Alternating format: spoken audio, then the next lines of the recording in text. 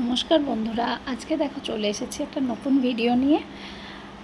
কথায় বলে মা না ডাকলে নাকি যাওয়া যায় না, কথাটা কিন্তু একদম ঠিক কথা। দেখো আমরা বেরিয়ে পড়েছি, আমি আমার হাজব্যান্ড আমরা বাইকে আছি, সাথে আমার মেয়েটাকেও নিয়েছি। আর যে জায়গাটায় যাচ্ছি খুবই আমাদের বাড়ির কাছে, বাট কোনো দিন যাইনি।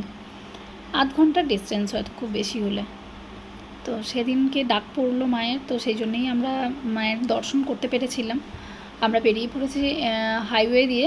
আর আমরা দেখো অনেকটা রাস্তা পেরিয়ে পৌঁছে গেছি। এখানে খুব বড় মেলা বসেছিল পুজো উপলক্ষে। তো এই মায়ের পুজো নিয়ে অনেক মিথ আছে, অনেক কথা লোককথা প্রচলিত আছে, এবং মায়ের মূর্তিটিও খুব অভিনব। চলো আমরা দেখাই। প্রচণ্ড রোদ গরমে আমার মুখটা দেখো, একদম পুরো হাই রোডের তাপে এসেছি, পুরো একদম রোদে অস্থির। এই আমার মেয়ে আর হাজব্যান্ড চললেন। প্রচুর প্রচুর ভিড় হয়, মানে সেই ভিড়ের মধ্যেও যে আমরা খুব সৌভাগ্যবশত মায়ের দর্শন করতে পেরেছি, সেটাও আমাদের খুব সৌভাগ্যই বলতে হবে। দেখো কীরকম, এখানে কোনো প্যান্ডেল হয় না, ঠিক আছে, কোনো মন্দির নেই বা প্যান্ডেলও হয় না। একদম ফাঁকা জায়গায়, মাথার উপরে কোনো ছাউনি নেই, দেখো ফাঁকা জায়গায়।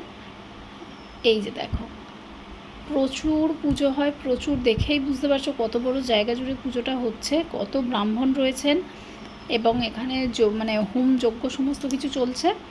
আর এটা হচ্ছে আমাদের বিখ্যাত মা মহিন্দ্রের মা কালী। এই মা কালীর মূর্তির বিশেষত্ব হচ্ছে ওনার 4টি হাত নয়, ওনার 2টি হাত, এবং মা কালীর যে সাধারণ বিশেষত্বটা জিভ বেরিয়ে থাকে, সেটাও কিন্তু ওনার মূর্তিতে নেই।